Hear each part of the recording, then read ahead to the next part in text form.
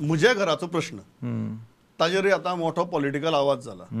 आणि एक आर्ग्युमेंट चलता की ह्या स्किमीचो फायदो सगळ्यात चड तुम्ही जशी सांगतात ह्यो बस्ती ज्यो वाडल्यात इल्लिगेट तांकां जातलो म्हणून हें खरें काय फट ना आमकां फायदा जावचे ना ते ते आता पळय